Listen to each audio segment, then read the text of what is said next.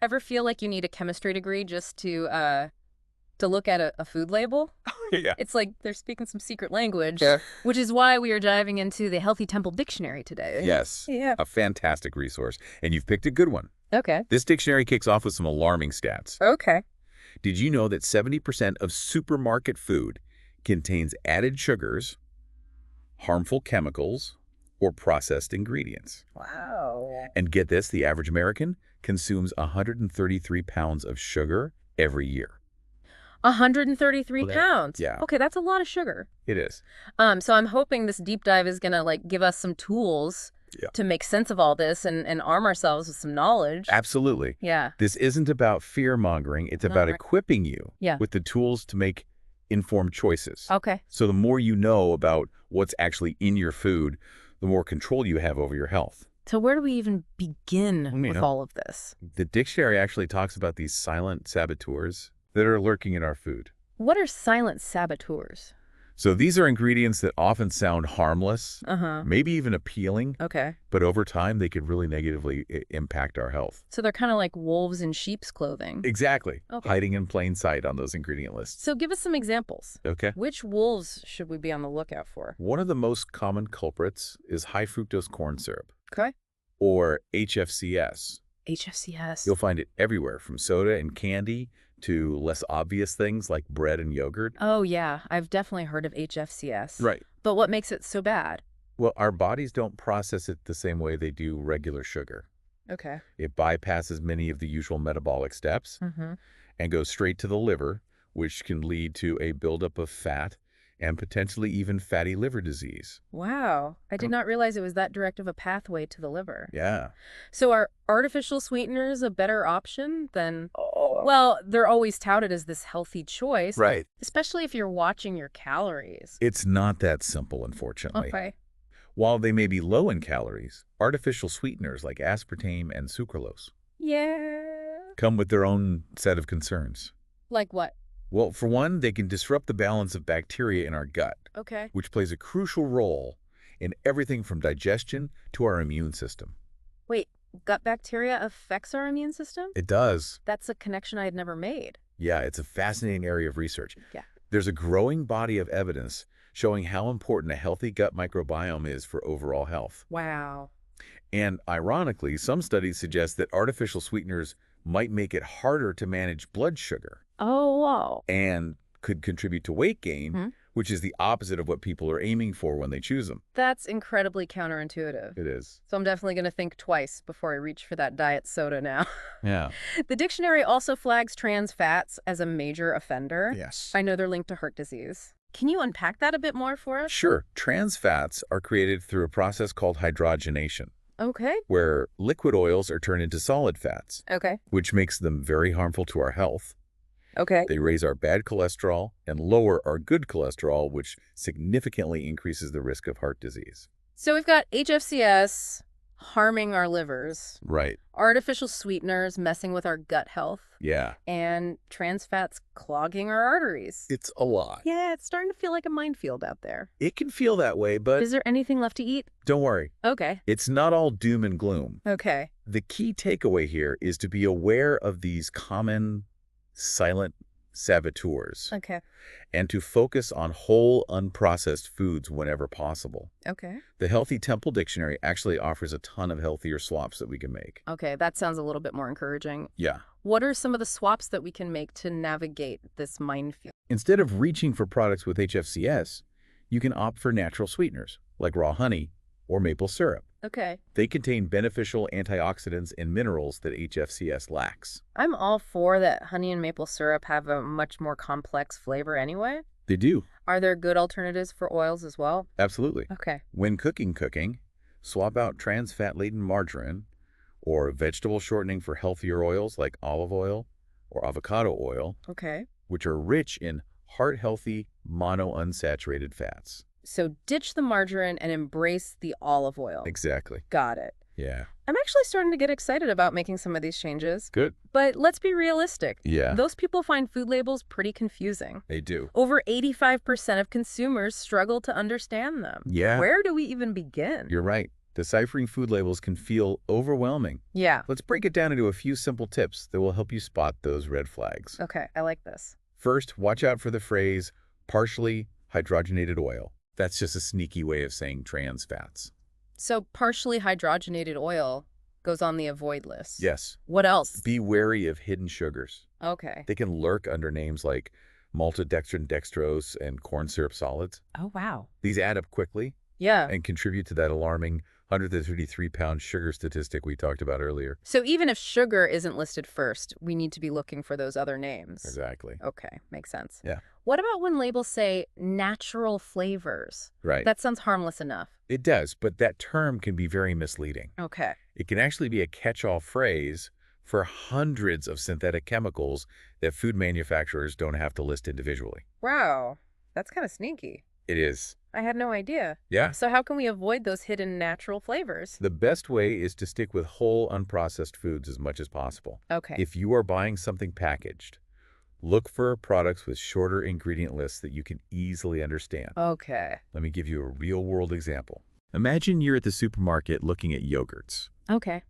One claims to be low-fat and full of fruit. Okay. But when you check the ingredients, you see sugar listed second. Yeah. Followed by a bunch of those hidden sugars and natural flavors. So that healthy yogurt isn't so healthy after all. Right. That's a great example. It really shows how important it is to look beyond the marketing claims on the front of the package. Yeah. And actually read the ingredients list. Precisely. Yeah. It's about being an informed consumer and taking control of your health. Right.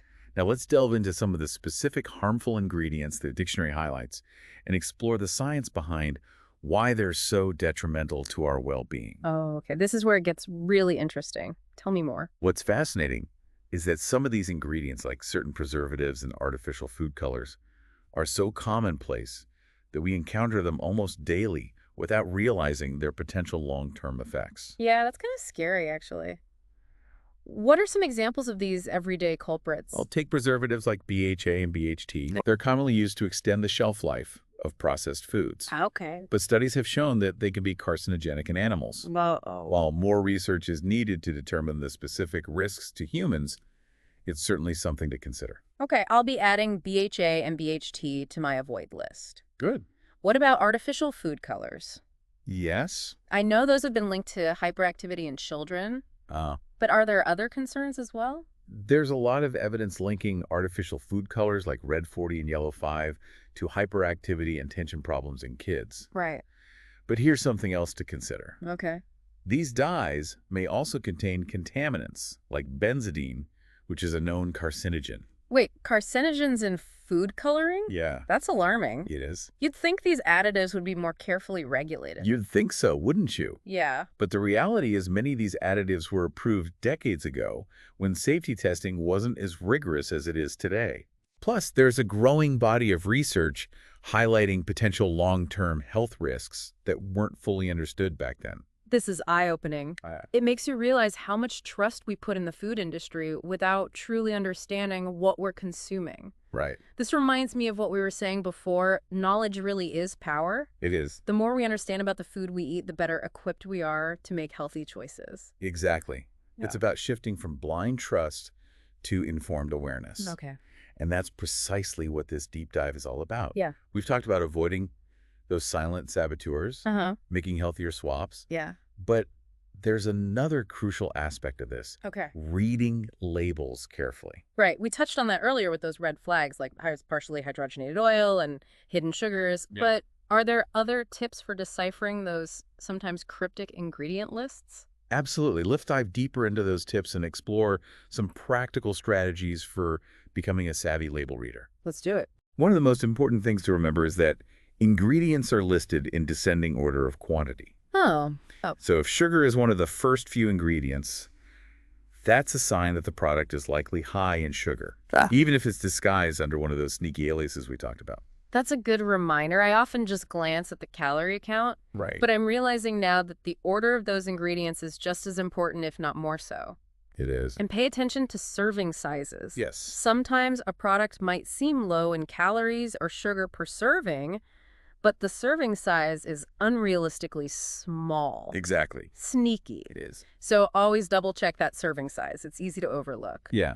Any other tips for becoming a label reading detective? Don't be afraid to research ingredients you're unfamiliar with. Okay. There are tons of resources available online, including the Healthy Temple Dictionary, of course, Yeah. that can provide more information about specific ingredients and their potential health impacts. Okay, so we're armed with our knowledge, our magnifying glasses, and maybe even our phones for quick research. Exactly. What else can we do to make healthier choices? Well, I know the dictionary talks about the join the movement section. yeah, Can we dive into that a little bit? absolutely. Okay. It's one thing to make changes in our own lives, but it's also important to think about how we can advocate for a healthier food system for everyone. So it's about looking beyond our own shopping carts and taking action on a larger scale. Exactly. Yeah. The dictionary suggests some practical steps that we can take, Okay. starting with supporting organizations that are fighting for change. Okay. There are groups working to restrict the use of harmful additives, promote transparency in food labeling, and make healthier food more accessible and affordable. So we can donate to these organizations, volunteer our time, or spread the word about their work. Absolutely. We can also write to our elected officials, urging them to support policies that align with our values, like stricter regulations on food additives or subsidies for farmers who grow healthy, sustainable crops. So it's about using our voices and our votes to create systemic change. Exactly. That makes sense. Yeah. But sometimes those big picture solutions feel a little overwhelming. Sure. Are there things we can do on a more local level to make a difference? Definitely supporting local farmers markets is a great way to connect with where your food comes from Okay. and ensure your dollars go directly to those growing it sustainably. I love farmers markets. Me too. The produce always tastes so much fresher and more flavorful than what you find in the supermarket. It does, and you're supporting local businesses and reducing your carbon footprint by choosing locally grown food. It's a win-win. That's awesome. Another thing you can do is get involved with your child's school board Okay. and advocate for healthier school lunch programs. That's so important. School lunches are where many kids get a significant portion of their daily calories. They do. So making sure those meals are nutritious is crucial. It's about setting kids up for healthy habits from a young age. Yeah. And it's not just about the food itself. We can also advocate for more parks and green spaces in our communities. Okay. Support policies that encourage walking and biking, Yeah. and work to reduce the marketing of unhealthy foods to children. It's about creating environments that make healthy choices easier and more accessible for everyone, regardless of income or zip code. Exactly. Yeah. It's about shifting the focus from individual responsibility to creating a system that supports well-being for all. I like that. And remember, even small actions can have a ripple effect. Okay. Every time you choose a piece of fruit over a candy bar, Uh-huh. every time you cook a meal at home instead of ordering takeout, Yeah. you're sending a message that you value health Okay. and you're demanding better from the food industry. I love that it's empowering to realize that we're not just passive consumers. Right. We have the power to vote with our wallets and our forks, so to speak. Absolutely. Every purchase we make is a statement about the kind of world we want to live in. And the more people who prioritize healthy, sustainable, and ethical food choices, the more the industry will have to respond. This has been such an eye-opening conversation. I feel like I've gone from feeling overwhelmed and confused to feeling empowered and optimistic. I'm glad to hear that it's important to remember that change takes time. Yeah. And it's about progress, not perfection. Right. It's not about feeling guilty for every unhealthy choice. It's about gradually shifting our habits and making choices that align with our values. Exactly. And that's where the Healthy Temple Dictionary can be such a valuable resource. Okay. It provides the knowledge, the inspiration, and the practical tips to make those shifts. It's like a guidebook for navigating the complex world of food and nutrition. Speaking of navigating, the Healthy Temple Dictionary also offers some great advice for making those healthier swaps in a way that feels sustainable and enjoyable. Okay, let's dive into that. I'm all for healthy eating, but it shouldn't feel like a chore. Right. What are some of the key takeaways from the dictionary that can help us make those changes without feeling deprived? One of the most important concepts is mindful eating. Okay. It's about slowing down, paying attention to our food, and savoring each bite. Okay. When we eat mindfully, we're more likely to recognize when we're full and less likely to overeat. That makes sense. I know I'm definitely guilty of mindlessly snacking sometimes, especially when I'm working or feeling stressed. We all are.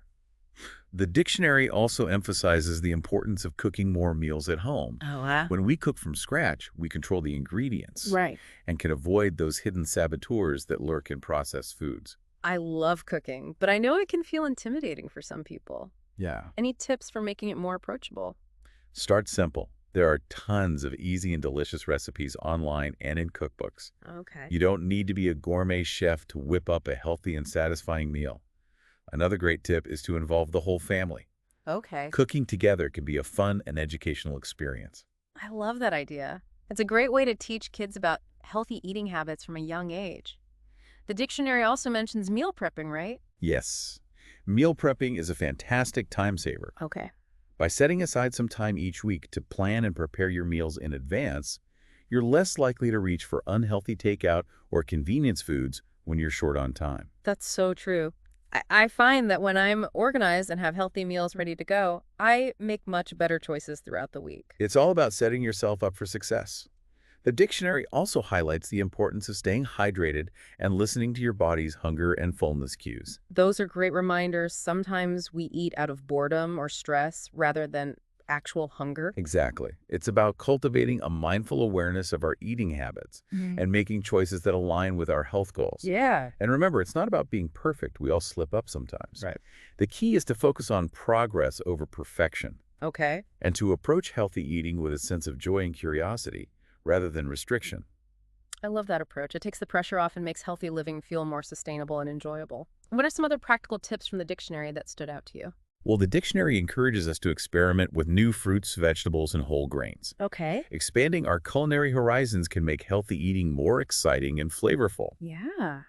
It also suggests checking out local farmers markets and supporting sustainable agriculture. I love farmers markets. Me too. They're a great way to connect with where our food comes from and to support local farmers. And the quality and freshness of the produce is often unmatched. The dictionary also reminds us to be kind to ourselves Yeah. and to focus on making gradual, sustainable changes rather than trying to overhaul our diets overnight. That's such an important message. Creating lasting change takes time and patience. It does. We need to celebrate our successes and learn from our setbacks without getting discouraged. Absolutely. And remember, healthy living is a journey, not a destination. Yeah. It's about making choices that nourish our bodies and minds and bring us joy. This deep dive into the Healthy Temple Dictionary has been so informative and empowering. I feel like I have a whole new toolkit for navigating the world of food and making healthier choices for myself and my family. I'm so glad to hear that. Remember, knowledge is power. And by sharing this knowledge with others, we can create a ripple effect of positive change. We've covered a lot of ground today, from deciphering tricky food labels to understanding the science behind harmful ingredients and exploring practical tips for making healthier choices. But before we wrap up, I'd love to hear your final thoughts on the join the movement aspect of the dictionary. How can we, as informed consumers, demand better from the food industry and create a healthier food system for everyone? It feels like we've uncovered this whole secret world hiding behind these food labels. I know, it's crazy. I'm curious, what first sparked your interest in nutrition and food systems?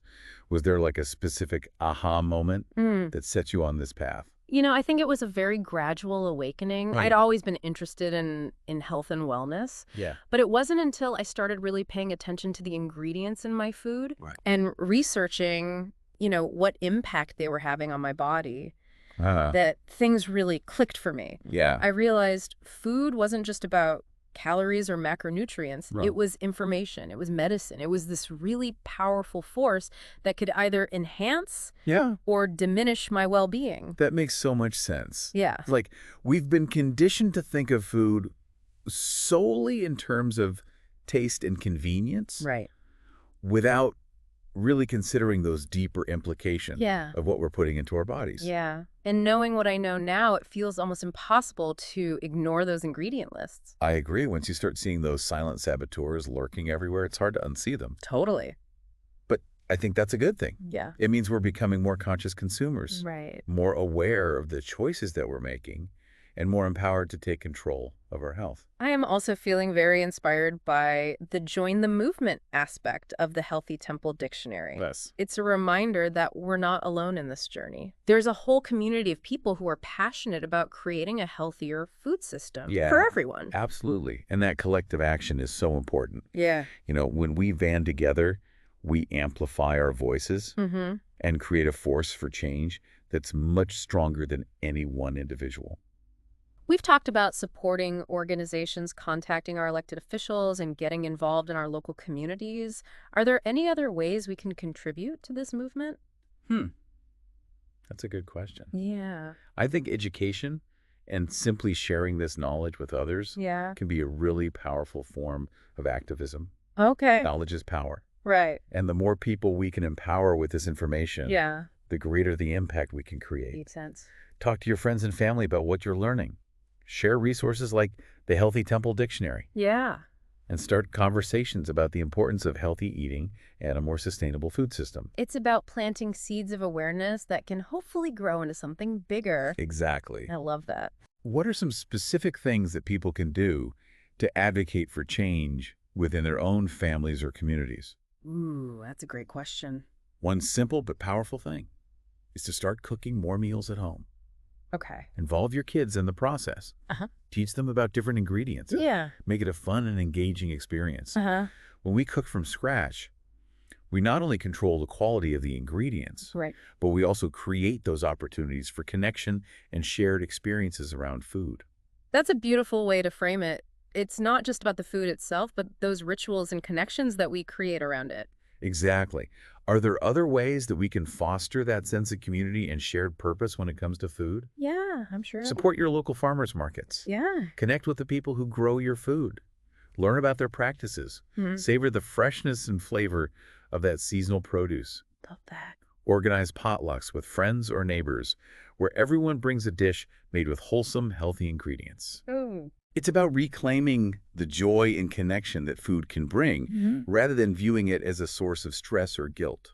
It feels like we're coming full circle here back to that idea of mindful eating. It's not just about what we eat, but how we eat, where our food comes from, and who we share it with.